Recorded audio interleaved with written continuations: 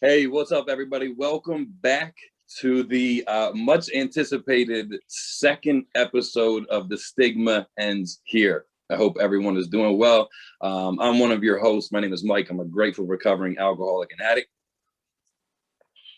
What's up? My name is Travis. I am also a grateful recovering addict alcoholic.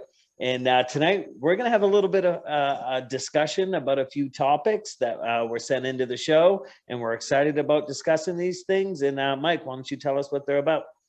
So we had multiple people reach out with different subjects and topics to talk about. So we just pulled a few. We'll see how many we can get to. And I think we're going to start it off with surrender. And, you know, I don't know, in my opinion, surrender is when you really hit that point of, all right, I can't run this show anymore. Enough is enough. Someone else needs to take the wheel. And I think it's a good idea that both of you, you and I, give what our turning point was, where we finally surrendered to get where we're at today, in long-term recovery. Travis, I'm gonna let you go ahead and take this one first. The funny thing is well, and it's not even really that funny, was, I was a person who had put together numerous amount of years. I had put together 10 years. And it was very quick for me to fall back into that natural state where, like, I was trying to take control of things, kind of taking credit for all the amazing things that were happening to me. And it was when I basically stopped doing what I was supposed to be doing, stopped working with other sick and suffering souls, stopped working with a sponsor, going to meetings. The first opportunity that came up, I ended up by slipping up and relapsing. And I had put together, after I decided to come back into the halls, I had put together a little bit of time. And it was just this, it was one night I went to go meet a friend. And after my friend called me up and he was like, hey, I'm going to be about an hour or so late. He was like, I'll meet up with you then. And I was like, all right, we'll meet at the restaurant. And like immediately my mind wandered into like relapse zone. And I ended up by meeting up with a guy, and I had like 60 or 65 days clean again. And I ended up by meeting up with an old connect, and I ended up by using, and I ended up by overdosing behind a wheel. And I was in a Subaru Outback like 3 days before. I had just taken off full coverage off this Subaru Outback. It had like 45,000 miles on it. And I'm sitting there trying to drive home after I used, I overdosed. And I went out at the wheel, and I remember hitting this embankment at like 45, 50 miles an hour. And I remember the car just going airborne. And I did like 3.5 cartwheels in the air. And I clipped a light pole like 25 feet up. And I remember while this was happening, like that whole white light before your eyes, or your lights flashing before your eyes. Like for me, everything just went slow-mo. And I remember sitting there, and I wasn't wearing a seatbelt. And I remember the first time the front end hit and the airbag exploded in my face. I just remember saying, I'm gonna die. And some people call it those foxhole prayers, where it's like, okay, you go to jail and you're like, oh, if you let me out, I'll never do it again. I was literally, I saw my life flash before my eyes. I saw my daughters, my family, everyone that I loved, like flashing before my eyes. And I just kept flipping this car, and it was just slow-mo. But it was weird because I remember this sense of peace. Like I remember this sense of peace. I remember sitting there, and for a brief moment I was like, I'm gonna die. And then I remember just this calm going over my body, and I remember relaxing, and the car finishing, flipping over, landed on its side. Like, I didn't have my daughters or anyone with me, but like my daughter's car seat was spilled out in the road. Her winter jacket's laying all over the place. The next day, it's all over the newspapers, and people are making comments on the Facebook posts going, oh, I bet you he left the methadone clinic, or, what a shitbag father. And I remember in that moment going, I should be dead. And I remember saying to myself, like, this is it. Like, for me, my higher power is God, is Jesus. And I remember sitting there going, I'm done. And feeling the feeling that kind of came over my body at that point in time. It wasn't worried about the cops showing up. It wasn't worried about the criminal stuff that was going to come up. It was this feeling that I finally have this upper hand because I gave up. The thing about addiction is we only truly start to win when we finally surrender. There's this crazy, thing where addiction is probably one of the only things where it requires you to surrender. And I remember at that point, I have not had a craving, a compulsion, an obsession, or a thought since that night. And I get asked all the time, like, do I regret it? And I don't, because that was that point in my life for me where that's what it took for me to finally say, I give up, and it's surrendering, like true surrender is probably one of the most freeing, loving, caring things that I've ever been able to be a part of, because I knew from that point on, like, God had me. And I've been trying to walk a path that I know he would be proud of. And it's not always easy, and things come with a fight. And but I'm always up for the challenge, and I know every single day, because of that day that I surrendered, I don't have to pick up and use. So yeah. And I love what you said too, because that's really what it is. Like, it's like that paradox, like, through surrender is where we find true freedom. You know what I mean? Like, it's like the opposites of everything. And I think it's safe to say that neither of us should medically be here, which is like by the grace of God, man. And my higher power is the same as God. Jesus is my savior.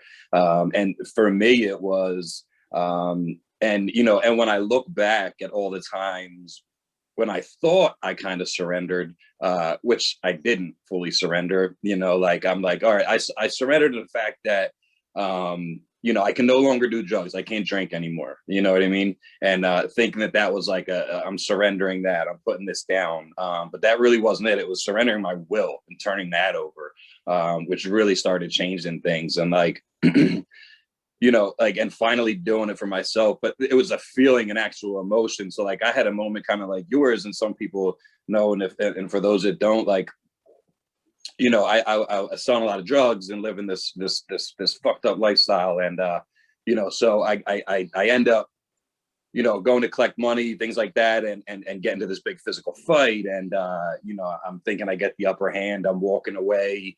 And but it's like, this is after like all these multiple times of trying and putting it down, but still like thinking and exercising my will. But I can still manage this, I can still do this, like I can put it down, but I can still live the same lifestyle. Like, it just doesn't work. It just doesn't happen. Like, I have to completely surrender everything. So like, I'm still trying to maintain, because the behavior has never changed. So I'm still trying to manage this way of life, but not doing as much, or thinking I have this dependence on the bondage of drugs and alcohol.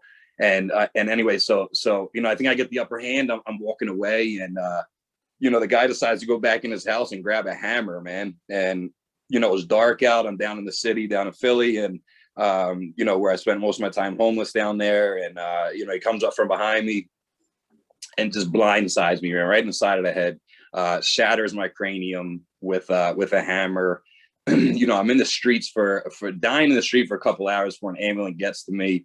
Mind you, 2 blocks from an ER, but they don't have a trauma center there, so they can't even treat that kind of injury. So, it took like 2 hours for them to get to me. They take me in the ambulance, they take me out there to another hospital, and rushed me into brain surgery. They're picking pieces of my skull out of my brain. They sawed the rest off, or the left side of my head. They sawed my, my cranium off and replaced it with titanium and closed it with 30 staples. This was like my final turning point. Mind you, before this, there's the car wrecks, the stabbings, the like all this other shit that the jail times that we both had, the institutions, like was never enough. You know what I mean? Like, I think it's safe to say that we're both some pretty stubborn people and really needed. And like, I love how you said too, like, like, do I regret it? Like, when people ask me, like, would you take it back? Would you go back and change anything? And my answer is no. Like, I wouldn't change anything. Like, as much as pain was involved and how long it lasted, 20 years of just pure pain, whether it's physical, emotional, mentally, spiritually, like, I wouldn't change any of it, because this is exactly what I needed to get to where I'm at, to know who I truly am. So, but I had to completely lose myself to find who I truly was. Like, the old me had to completely die and go away. You know what I mean? So I woke up in the ICU as John Doe. Of course, there's nothing in my pockets. They've been ran. Everything's been taken out of my pockets. They don't know who I am. I don't know who I am. I look in the mirror and see this dude with a half a shaved head and 30 staples in his head, and I don't even know who the fuck I'm looking at. Like, I don't even know who this guy is. Like, so like the meaning of powerless, holy shit, like that was fucking powerless, man. Like, and it was just, and it drove me nuts, but couldn't walk, couldn't talk, couldn't write or anything like that. So I can't even communicate. But this is like, for me, and people talk about like spiritual awakenings and stuff like that. And, it doesn't have to be this big, bright, white light moment and this and that. It can happen gradually over time. A lot of times people recognize it in us before we even recognize it in ourselves. It's just that we're able to actually do things that we weren't able to do before. And, for me, it was like, I woke up and I didn't know who I was. Like I said, I couldn't talk, I couldn't speak or anything, but there was two things that like really changed my life at this point. So one is, I don't even know who I am. I can't remember my past. I don't know how I got here. I don't know what is what. And the only thing I can remember is scripture. That's the only thing that I could actually remember in my mind, like verbatim, like scripture, which was insane to me. And I knew that was something way bigger than myself. And I can't speak or anything. So I start talking to God. Like that was my line of communication, just in my head through prayer. And that was my only way of communicating with anyone. And so that was like huge to me, but not just that, also what was and one of the verses that stuck out most for me too, because, I had this sense of forgiveness, which I've never truly really felt before. Forgiveness to me was a word, someone says, I'm sorry for whatever reason. And you're just like, all right, yeah, I forgive you. You know what I mean? And that's it. Like, we keep it moving. But like, it was like this overwhelming sense and emotion of forgiveness, like that I truly felt, and knew and took like immediate accountability that the reason why I was there was because of me. I don't know who I am. I don't know why I'm there, but it's my fault. Like, that much I know, you know what I mean? And taking that immediate accountability was a game changer for me. And the verse that stuck out so much was forgive them, for they know not what they do. And it just kept replaying and replaying and replaying in my mind, which just reinforced that emotion that I had.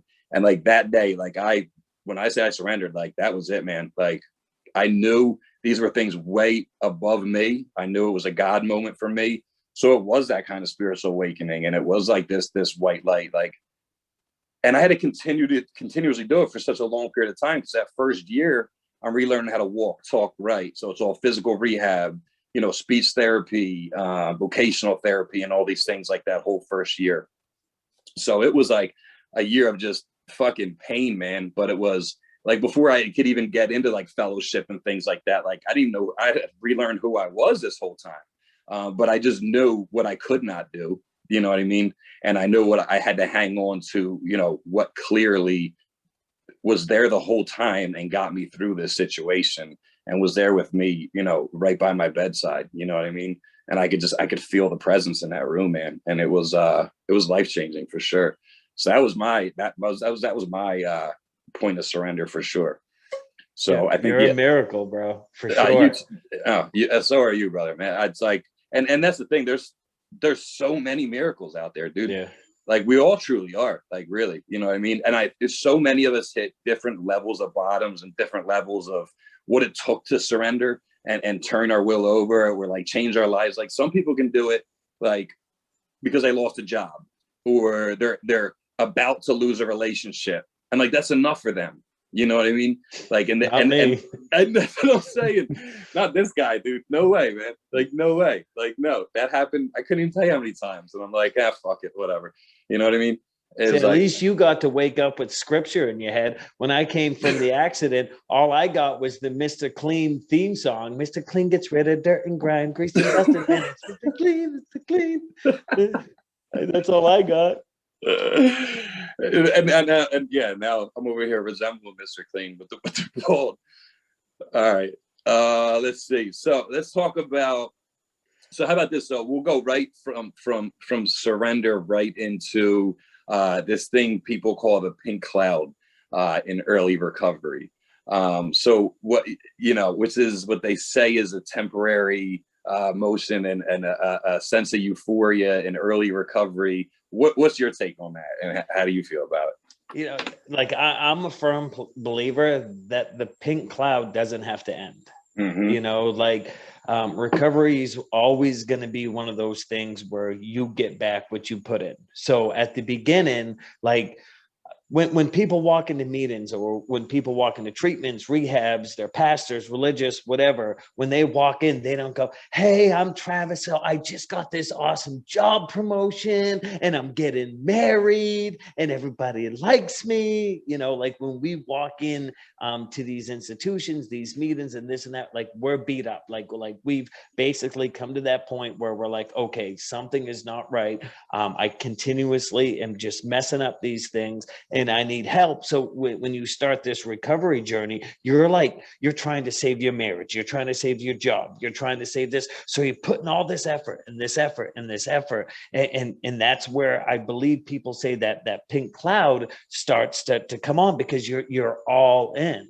But the thing about recovery is whether you have one day or whether you have 10 years or whether you have 50 years, you need to be all in. And that's not to say that like every single day is going to be freaking sunshines, rainbows, and donkeys farting Skittles, because that's just not how it goes. Okay. But the thing about it is like, any day that I get through, or at night when I'm reflecting on everything, like if I got through the day without finding a reason to pick up, or without convincing myself that some type of drink or drug is going to solve what other ailment I'm going through, that's a win.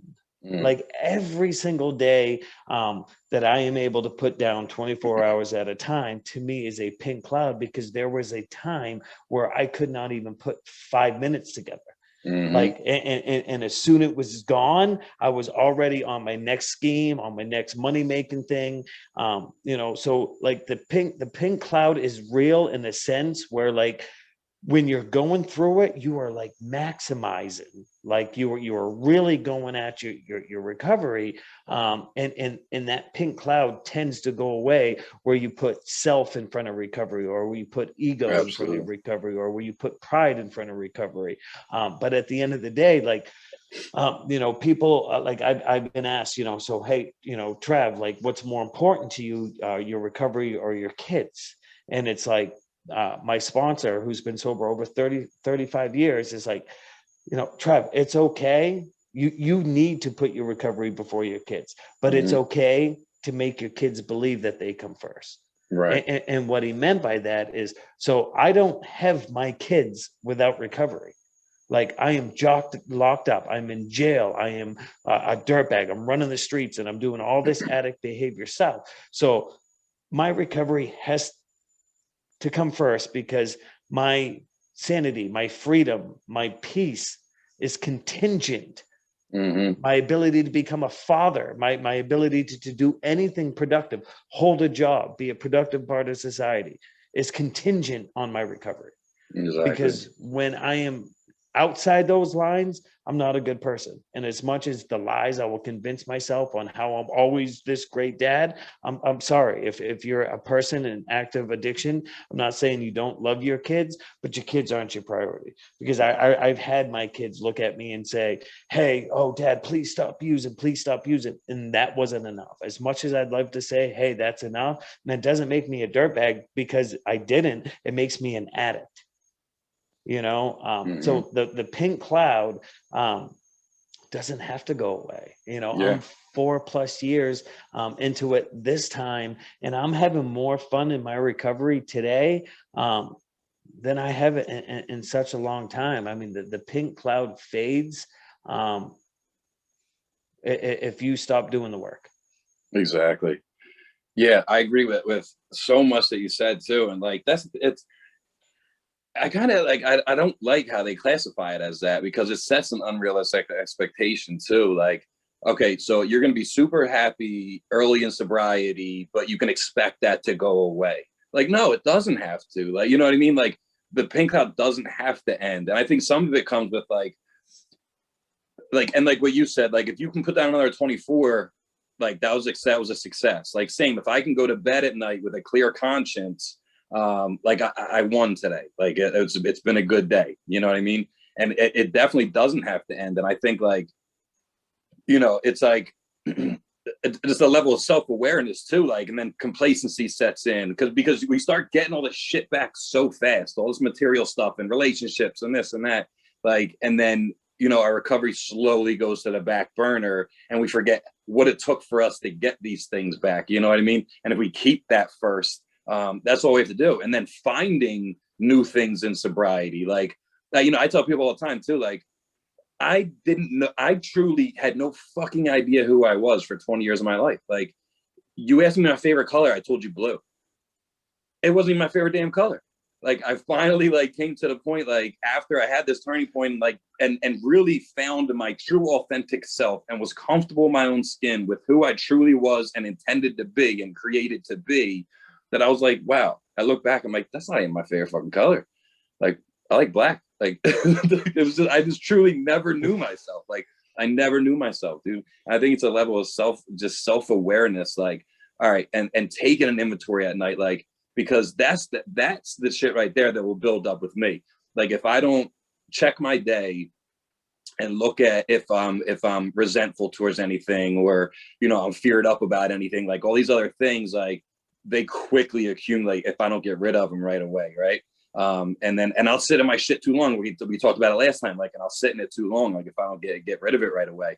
But like, if I find myself with these things, like, that's what it is. It's action. It comes down to action and doing something about it, and changing things up, but doing new things. Like, that's what, like, when I finally figured out who I was, like, I didn't like things I used to think that I liked. You know what I mean? Like, finding myself and going through a process of a fellowship and taking the necessary steps to do that and stuff like that. Like, I really learned about myself and what really made me happy, and like, and what really wasn't even of me to begin with. And that's what it was. It's just a level of self-awareness and finding new things to keep me motivated. So if I find myself backsliding, or like, and these things are happening and cropping up, then like, it's just finding, and there's a sense of uncomfortability that comes with that sometimes. Like, and a lot of people get like time under their belt, like a handful of years or even more, and like they start being like uncomfortable, or like, they don't feel like where they should be. Like, that's exactly what it is a lot of times. Like, that uncomfortableness is your brain and your body telling you you're not where you need to be. You know what I mean? That's kind of like how I see it. Like, you're uncomfortable for a reason. You know what I mean? I don't think you're there could be more that you could be doing, or you're not in a place where you're intended to be. You're being called higher. You know what I mean? Like, I find the more time I get, I find more each year can be more challenging. Like, is it harder? No, challenging, but it's like privileged challenges. Like, I remember like what, probably two years ago or so, like, all of a sudden I'm invited to like 3 or 4 weddings in 1 year. And then I'm like, and they're all open bar receptions and shit, right? And I'm like, this is interesting, right? And it's like a challenge to do this and not pick up and stuff. And then I'm like, wow, you know what? People actually fucking want me around these days. Like, I was invited to 4 fucking weddings, like, and the best man in one, right? I'm like, this is actually a privileged problem, man. It was funny. And actually a quick story about that too. The one wedding I went to also, so the both, so it was 2 women. It was 2 women. They get married, and they have, and now mind you, they're both in the program too. And so they're getting married, and the reception. There's this big reception, and so a lot of the people that came to the reception they invited are in recovery, clearly, because they're in the program as well. They're in the program, and so they seat us all together strategically. You know what I mean? Like, so we're all sitting together, holding each other accountable. So no one's picking up. The messed up part is all of our tables were the closest ones to the bar. Like, what the hell? It was funny. I mean, we all made it. It was cool. Like, but it was just funny. Like, those are the problems like that like we face today. Like, it might seem like it's being more challenging and stuff, but like, when I say like, I don't necessarily welcome challenges into my life at this point. But I'm ready for it. Like, you know what I mean? Like, we've overcome so many obstacles, and continuously to do it and grow more and more and earn more and more responsibilities and help more people and do all these things that, like, nothing is really impossible. I can't stand the damn word impossible. I'm sure you've heard me say before, like, the word itself says I'm possible. So like, that just needs to be eliminated from people's vocabulary, period. But anyway, I just went off of a tangent anyway about the pink cloud, but I'm still on it. Like, I'm still on this, like, years later, I'm on this damn pink cloud, man. Like, it doesn't have to end. Like, find things you like to do. You know what I mean? Find new things to do, associate with some new people, try new things. You know what I mean? You know, good recreational things. But, you know, yeah, I completely agree, man. It doesn't have to end. I never thought that I would like find a love hiking mountains. It's a ball buster. It makes you uncomfortable. Like, the whole time. This is how a hike goes, Mike. Okay. You get in the parking lot, you're all excited. Okay. Then you spend about an hour and a half, and everyone's talking and laughing with the group. And then that 2-hour mark, everybody's quiet. Nobody's talking anymore. Everybody's pissed off, and they're realizing that they're not even a quarter away through the freaking hike, and that shit is starting to suck. You know, and that's how I correlate like climbing with recovery, is because just like when we were all getting clean, like, we hear these voices where, okay, yeah, I'm going to get clean. And then, yeah, you know, I'm going to keep doing this. And then it starts to suck. And then you have that mental pushback that's saying, dude, why are you even doing this? Why are you even bothering? Like, it's not even worth it. You might as well stop. You might as well turn around. You're never going to make it. And then once you go through that, next hour and a half to 2 hours of climbing, and you shut out those voices, and you get higher and higher, and you see the summit, that's when you get that second win. Just like recovery. Like, you put down 1 day, you put down 7 days, you put down 30 days, and things just get more clearer and clearer. And most of the time, it is such a uncomfortable journey. But when you get to where you're going, that is where the rewards lie. So in order to succeed, prepare to get uncomfortable, because we only grow from when we're being uncomfortable. Like, when you went to that wedding, okay, it may have been uncomfortable because it's an open bar. There's a bar there, but you know what you learn from it? That you can go to weddings and not have to drink. Exactly. You know, that was the lesson that you were able to do. And it's just, there's nothing wrong with being uncomfortable. It's how you have to react to that situation as it comes up, you know. And life's a challenge. You know, life can be a big kick in the dink sometimes. But it's great regardless, because you know what, I know what the alternative is. Yeah, right. Exactly. Misery and pain and suffering and death and institutions. And I'm just blessed that I know that I don't have to be there. Yeah, talk about it, man. And it's funny, like, when you talk about, like, you're on that climb and stuff, right? And then, like, the mind kicks in, and it's like telling you, why did you even start doing this? Like, look, you can still turn back. Like, there's still, you know what I mean? And that self-justification, because the brain doesn't like to be uncomfortable. It's in survival mode. You know what I mean? Like, and we've lived in survival mode for so long. And like, it's the part of, I think a huge part is that uncomfortableness, and you know, nothing grows inside your comfort zone, period. It's like the most dangerous place in the fucking world. Like nothing, it's a beautiful place, it's a comfortable place, but nothing fucking grows there, period. Like your life begins outside of your comfort zone. Like that's where it begins. And it's like when you can finally drown those voices out, and sometimes they're intense, they're screaming at you, right? Like they're like right there, man. And it's about like tuning them out, and then that goes right with like rewiring your brain, like, you know what I mean? Like, and you know, like the master start, like a lot of times your body starts taking over. And I saw this really cool this speech about it, how really like by the time you're like 35 years old, we're so ingrained with you know, the people around us and our lifestyles and stuff like that. We're just a repetitive set of just repetitive situations, and you know, we get up and do the same thing every day, and this and that, and it's like getting outside of that and doing things differently, because then your brain, it expects that normalcy, and it's like doing something different and changing the routines and stuff like that just to do it different. But like, man, the comfort zone, man, I can't stand it, dude. But when we finally start tuning them voices out, and then a big thing for me is like when I hear those voices and they're talking to me, and it happens to this day, like, you know what I mean? But for me, it's important to remember my why. Like, what's my fucking why? Like, why did I do it in the first place? You know what I mean? Like, that's how I've been able to allow myself to not get too complacent, right. And remember that, look, all these things I've earned are fucking material, and they're not coming with me. Like, I'm blessed to be able to get them back. Yes, of course. Is it still a fight today to continue to go? Yeah, I'm going through shit to this day. Like, it's still difficult, but I got to remember like why I started in the first place. Like, what's my fucking why? And I just try to keep reinforcing and strengthening that to the point where I feel like I can run through walls with it. You know what I mean? Like, and really that's what it's about for me. And that leads right back to staying on my pink cloud is remembering why I'm doing it in the first place. You know what I mean?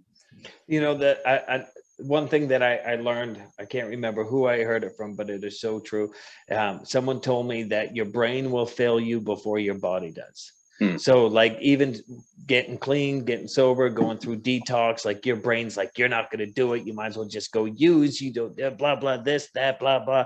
And your body is what's the strong part. Like your mind will literally deliberately try to play tricks on you, will try to tell you lies, will give you 1,000 reasons on why you can't do this. Exactly. And you know, and I'm not saying there aren't people who have ailments, sick, disease, this and that, where their body's just not up to where it is, and they need help. But like, I know for me, my brain will fail me before my body does, because I've been on 12.5-hour, 6,000 foot friggin' mountains, you know, 12.5-hour climbs in downpours where I just saw no way that I was going to get up. And my brain was telling me that. And the guys that I climb with were like, dude, let's go. Keep pushing.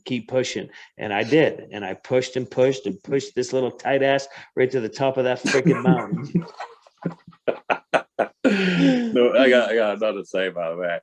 No, it's so true though, dude. Mindset's so fucking powerful, dude. And it reminds me too, like David Goggins, man, is an absolute beast, dude. And definitely a man crush of mine, dude. I'm not gonna lie. And dude, he runs fucking ultra marathons. Yeah, sorry, besides you, dude. Sorry. But no, seriously, this guy like never run a marathon in his life, man, and decides to sign up for the hardest marathon that there is in the country. Like, and he has to qualify and run 100 miles in 24 hours as a qualifier to get in. And like his big thing is like, he started, you know, he was a Navy SEAL, he was a Ranger, he went through Hell Week like 3 times purposely, like just insane, because he's all about like building calluses in his mind to be able to overcome anything. And like in his words, his quote is to be the baddest motherfucker on the planet. Not meaning like in comparison to anybody else, but for him to tell himself that like, I'm as bad as I could fucking be. You know what I mean? Like nothing's gonna stop me. So this dude's like, his motto is like, when your brain tells you you're done, you're really truly only 40% of the way done. Yeah. You know what I mean? There's so much more to dig deep for, and and you can literally get through anything as long as you just push harder, because your brain will talk you out of it every fucking time, for sure. Yep.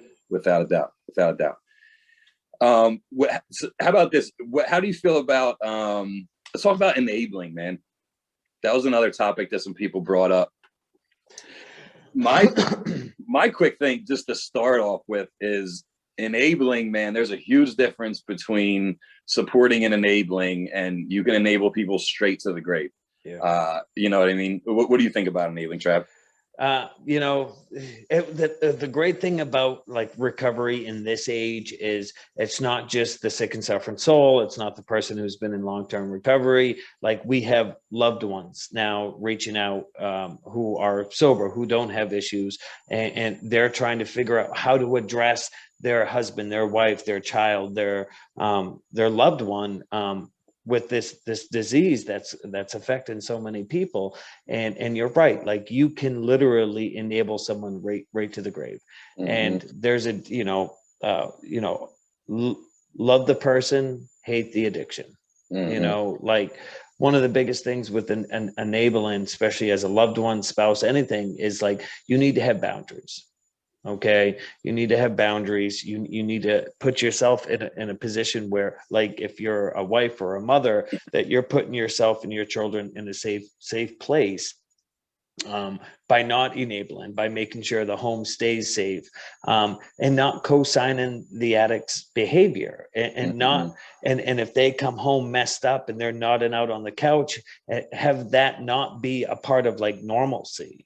Like it's not okay. Like enabling is like when whoever comes into the home and they're using in the home, or they're using around you, or they're having you drive them to cop, or they're taking money out of your account. As much as you hate to see that person going through a detox, or having the shakes, or this, I promise you, you are doing way more harm by condoning that behavior and allowing that person to do that. Because from an addict's point of view, like I'm going to use that to my benefit.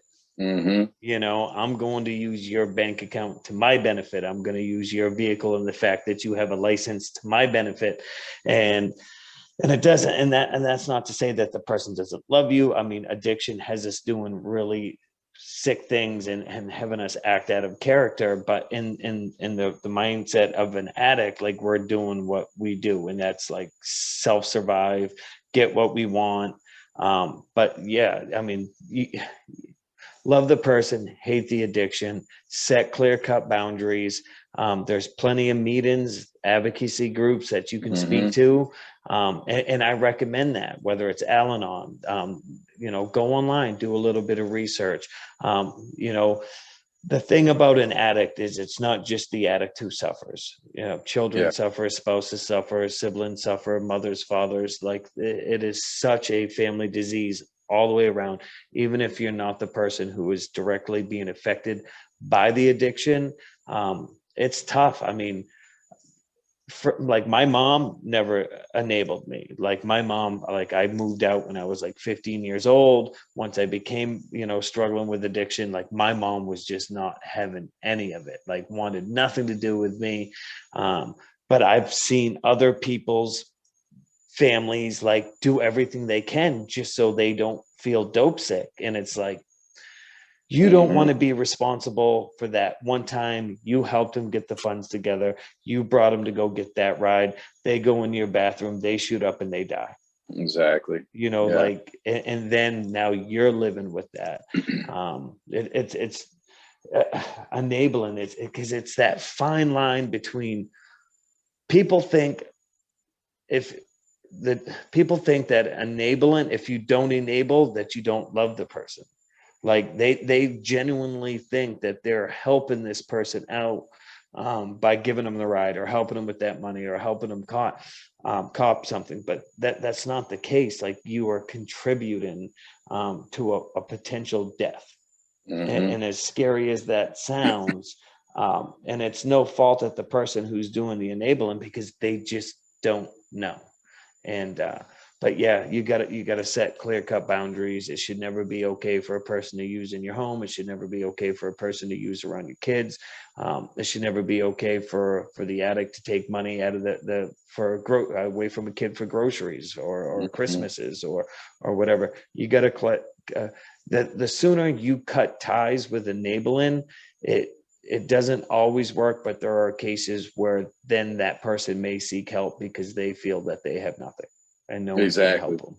Yeah, and I can identify with that too. And you know, and I strongly recommend also for, you know, people with a loved one in addiction or anything like that to seek education, and whether it's Al-Anon, Nar-Anon, like these support programs that kind of teach a lot of that, is, you know, boundaries and how to love and without enabling, and you know, and it's just about like not shaming, loving them, encouraging them, but, you know, we can't give them what they want. Like I got that when I was young, you know what I mean? Like my family, you know, enabled, like they did when I was at a young age. You know, I'm 16 years old or so, and I got cases of beer in a garage, like, you know what I mean? If friends came over, they'd have to leave their car keys, you know what I mean, to make sure they're not driving. But like, mind you, that's like the 10% that's seen outside of my room door, you know what I mean? Not the 90% of other shit that's going on inside,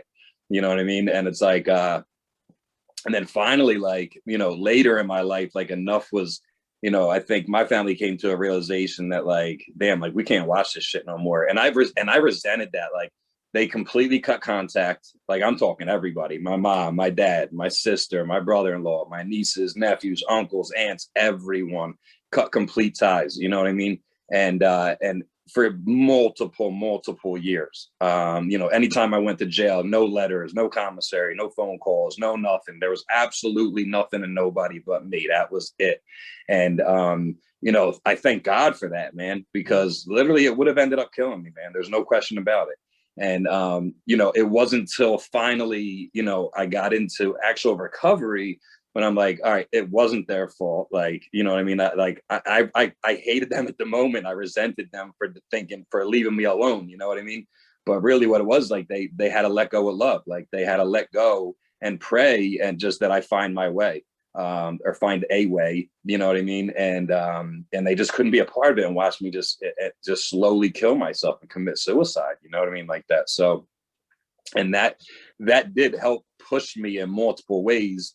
But then also, like, it also led me to the point where, like, as bad as things got out there, and homeless for nearly 7 years out there, like in Kensington, and you know, and like it's still never, like, I kind of accepted that though. I'm like, all right, I got nobody, I'm not gonna have anybody, this is as good as it's gonna get, like that's it, like, and I accepted it, you know what I mean? And that's why, like, acceptance is so huge to me, because I accepted the fact of that. But like once I finally got to the point where I was able to aware that it happened for a reason, they did it for the right reasons, I could let go of that, you know, and move past it, and be able to make amends about this.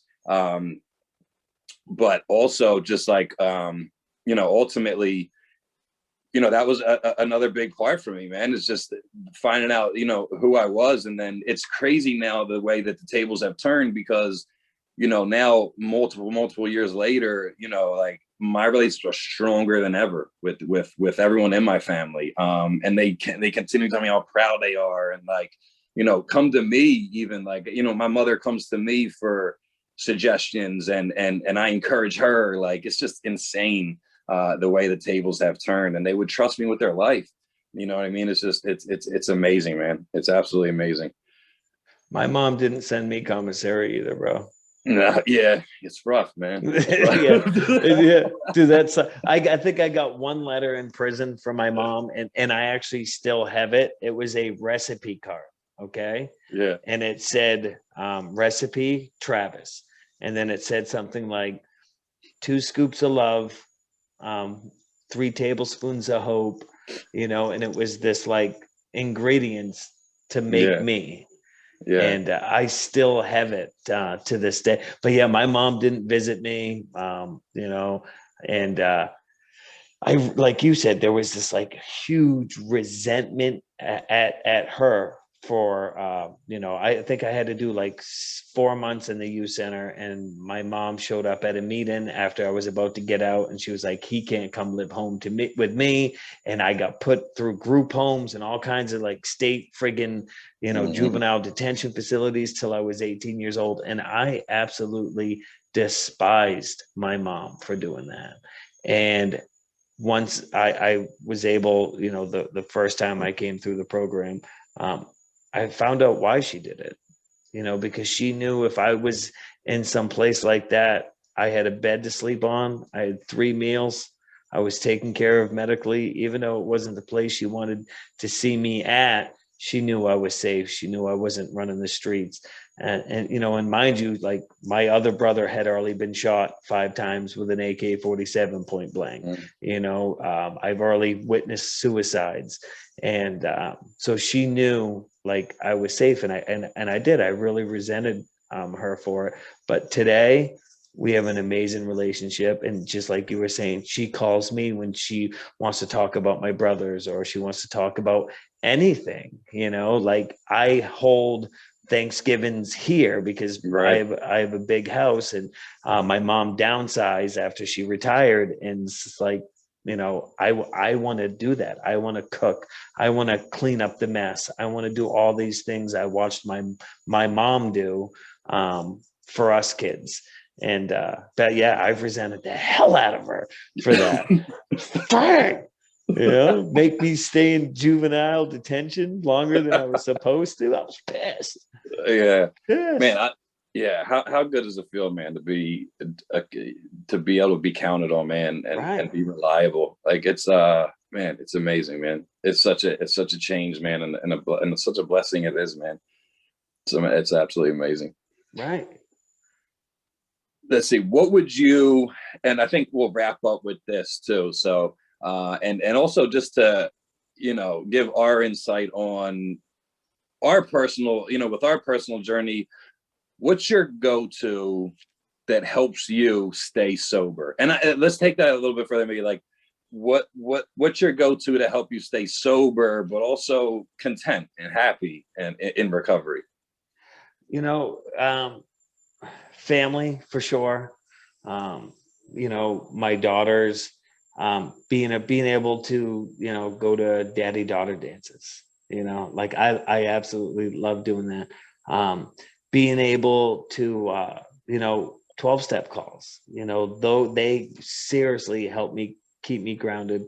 You know, answering that phone for someone who's going through a rough time, answering a message, just it's crazy how just a few words of encouragement can change someone's perspective. Mm. You know, and when I start to feel like I'm out of balance, you know, I run for the woods. I run for a mountain. I'll jump on my snowmobile. Um, I meditate. It's hard for me to meditate. Like I have a really squirrely brain. I know. And I'm like all over the place the majority of the time. But it's funny because when I really actually need to like hone in, like I can very thoroughly meditate and just go out and like return back to my body like 45 minutes later, and just have a lot more great you know, perspective. But yeah, the mountains, snowmobiling, family, kids, you know, being like you said, it's a blessing to be able to be there for other people, you know. And sometimes I can get snickety about certain things and stuff like that, but at the end of the day, like I remain blessed. Mm-hmm. And you know, but my go-to is, you know, I don't get caught up in social media. I don't get caught up in like making sure I post freaking 3 videos a day or try to get my follower counts up. Like I find myself finding myself more out of balance if I start getting too focused on that. I have no problem unplugging and just taking off, or enjoying the outdoors, or meeting up with the people who are local in my community that I'm in recovery with, and grabbing lunch, or you know, because I catch a lot of flack from my sober guys around here for being so vocal and being who, you know, who I am on social media, and they get it, but it's funny because like if you were to go around and like ask people who genuinely knew me, like what I was like, they would all tell you exactly what you see. Exactly what you see. But yeah, my go-to is always going to be meetings like locally, staying with my crew, my wolf pack, you know, the guys I got sober with. They are so important to me. They hold me accountable. My sponsor is so important to me. Literature and you know, like, yeah, family, friends, outdoors, anything that has to do with not being on social media. That's where And I here we find are. that, yeah, that's where I find peace. But yeah, but this to me, like that, like what we're trying to do here is like, one, it's fun, and two, it's there's a sacrifice, but the sacrifice is only time, which to me is the most important thing. But the motive and the mission is what's the most important here with the Stigmans here, is like, we're trying to show people that there is a way out, no matter how far you've fallen. And that, like, something we say will strike a nerve with you at some point. Hang around, listen to the show. We're not perfect, you know. We're human beings being human. Yeah. You know, I absolutely love that phrase.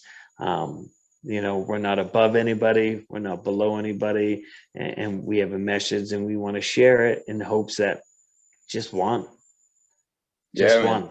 Yeah, that's the goal. Yeah, just the one, man. The one. That's what it's about. And like, for me, it's that and I like how you said it too, you know, we're just human beings being human. Like, and really at the end of the day too, we're spiritual beings with a human condition. That's what we are. You know what I mean? And it's just about connection and connecting. Like, that's really all we want at the end of the day, is connection. And especially in recovery, like, it's so huge. My go-to really that helps me stay sober, not just sober, just like happy and comfortable and content in life, is definitely gratitude, for sure. You know what I mean? Just a constant reminder of how grateful I am, man. You know, to have a roof over my head, to wake up in the morning with breath in my lungs, and another day and another opportunity. In itself, I never thought was possible to be able to wake up and do that and not put something inside of me to get my day started. Or if I was up in my mind racing all night thinking about how I'm going to do that first thing in the morning, you know what I mean? The serenity that comes with that, a constant reminder, you know what I mean? And just being grateful for the little things. It's the little things, like, to me, man. But family, for sure, that I never thought I'd earn these relationships back. I never thought it'd be possible. Like, that keeps me so happy and grounded, and being able to connect with them and seeing them as often as possible. My children, you know, and you know, life's far from perfect. You know, I mean, it really is. Like, there's some things I'm going through that are going to take time, and I got to go through court still, and I got to do all these things, like, you know, not criminal shit anymore. You know, luckily that's in my past. But you know, it's still a battle, like, because honestly, like, people like to, you know, the closed-minded, uneducated people still see me as the old me. You know what I mean? And they don't accept the change that has happened, even though they say it. Like, they don't accept it. They're like, nah, can't be. And they You know may what I mean? never, they may never. Exactly. And I accept that. Like, I got to accept that. You know what I mean? Because guess what? There's two things, and there's only two things I can control. And that's my attitude and my effort. And that's it. You know what I mean? I can't control how they're going to think about me, what they're going to think. And frankly, I don't fucking care.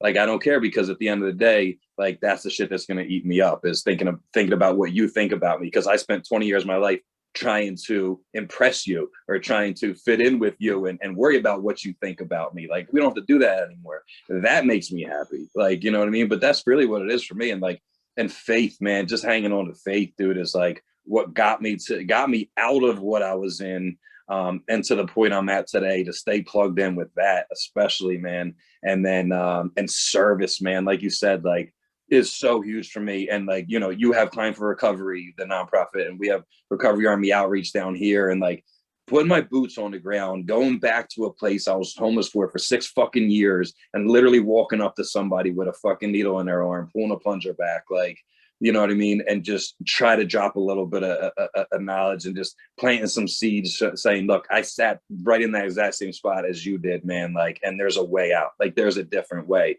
And just letting them see what we do down there, and being able to go down to a place I thought I'd never make it out of. I thought I would never, ever make it out of there alive. To be able to go down there and not have a single obsession, a single trigger the whole time. You know what I mean? There's a lot of memories there. Absolutely. But it doesn't trigger me. It doesn't give me any kind of obsessions or anything, like literally when it's right in front of me. But to give back to everybody in the community there and help so many people that are on the streets and homeless, and just offer just the bare necessities that they need, because like I know what the winters are like down there and stuff, and be able to come down with backpacks full of shit to get them through the next snowstorm is just like that for me. And we're not getting paid to do that, you know what I mean? Like we go down, that's what's about the time like we spend now, right now. Like this is just time spent, and it's the most important thing I think we can give to so many people, is our time and our experience and our strength and our hope, and just show that there is a way, man. But like there's so many things, like it's just the little things for me that make me happy, because like I could go, all this material shit, like anything that could come like my way, like I can be I can be happy about it, like of course, but like at the end of the day, it's not coming with me. You know what I mean? Like all these worldly things. It's like, it's just that internal, state of serenity, that, I'm sure both of us never thought was possible, is just a beautiful thing, man. And to be able to take the pain and turn it into the purpose and turn around and show somebody else, like, and that's why I think it's so important. Like, could you imagine, Trav, could you fucking imagine everyone that, and a lot of people, appreciate their anonymity and everything, right? Like, and there's a lot of people that do, and you and me certainly don't. I recover out loud, so do you. And like, but could you imagine like every person that's in long-term recovery in the world to actually speak up and actually share like their experience with recovery, how fucking powerful that would be. Right. Like the magnitude of the number of people, like that could be a whole movement, man. Like no question. Well, the thing is like, I know for me personally, when I was in active addiction, I had no clue what recovery was. Yeah. None. Like exactly. I was hopeless. I was addicted, and I had no clue that there was a different way. And the only reason why I knew there was a different way was because I ran into people who weren't anonymous. Exactly. And I am all for anonymity, as in what you hear here stays here. Right. I'm not going to go blab about, fucking Richard Head's story, that I hear in a freaking meeting, what I mean? Like, but I have to be vocal because I'm tired of burying people. Amen. And a lot of people are dying not knowing. Yep. Not knowing hope exists. Exactly. Exactly, man. Yeah. And that's one person at a time, man. And planting them seeds, dude. And just that's what it is. Just showing that there is a way. Your way might be unique. Like it these days, like there's, everyone has their own way. You know what I mean? And I'm completely unique. Yeah. Oh, you are very, very unique. But that's what I mean. Like, whatever works for you to get another day, keep fucking doing it. Find gratitude in the day. Give yourself a pat on the back when you get 24. You know what I mean? If you get 2, like whatever it takes, you know what I mean? An hour, a second, like whatever it is. But just I always say a day one is always better than a day one. You know what I mean? A day one, WON, is always better than day one, man. Like just win the day, seize the day, man, and be grateful to get another opportunity for another one. So, man, that was great, man. Trav, thank you. And I want to let everybody know. So, episode 3. So we're gonna stay tuned this Thursday. So it's Monday right now, guys. So Thursday we will be putting out the next episode. Episode 26. 3. What's that? The 26th. Yes, that is the 26th, right? Yes. So episode 3, guys, we're gonna try something different. So here's what I want you to do.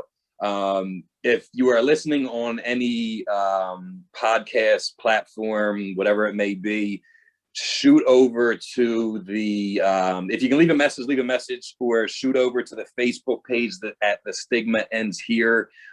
Use Messenger or put them in comments on a video that we put up. We're gonna play a game, and we're gonna call it I Plead the Fifth. So it's gonna be great. So here's the thing: if there's anything to get to know us better on a different level, and anything goes. There's nothing off the board. We are going to ask all questions that anyone puts on there. So whatever you want me to ask Travis, or whatever you want Travis to ask me, any personal questions, like I said, nothing's at all. This is an explicit rated show also, by the way. So anything does go. So we're going to have some fun. So put the questions on there. We're going to ask them to each other, and whoever pleads the fifth more loses the game, and we'll figure out what the loser has to do when that time comes.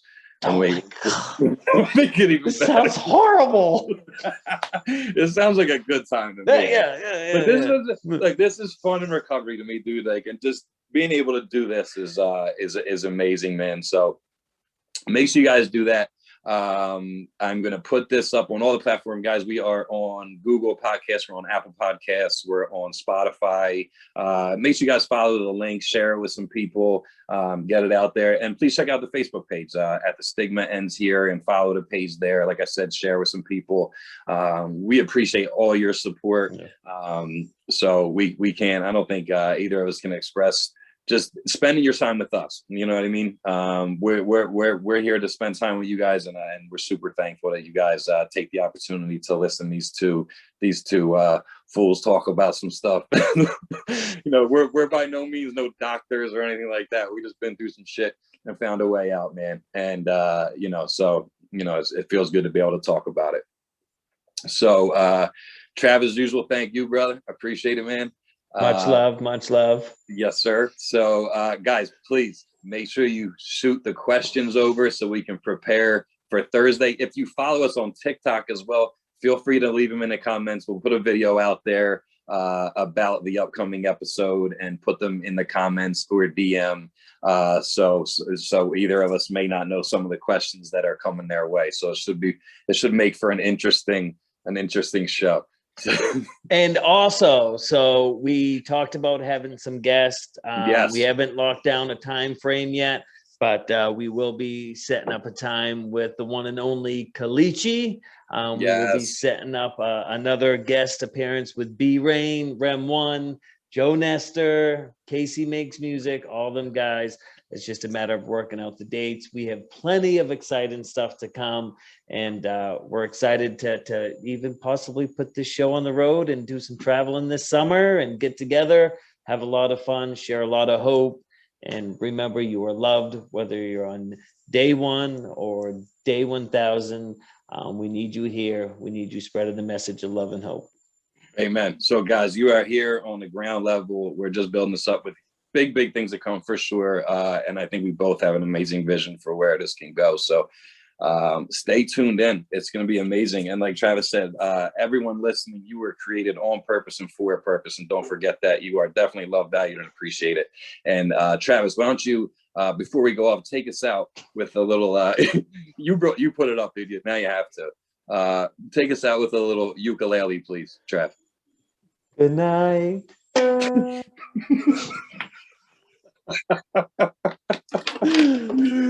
right, guys. Listen, stay blessed. Take care of yourself. Have a fantastic night and a better tomorrow. We love you guys. We'll see you next week. Peace. This week, Thursday. Peace. Thursday, 26.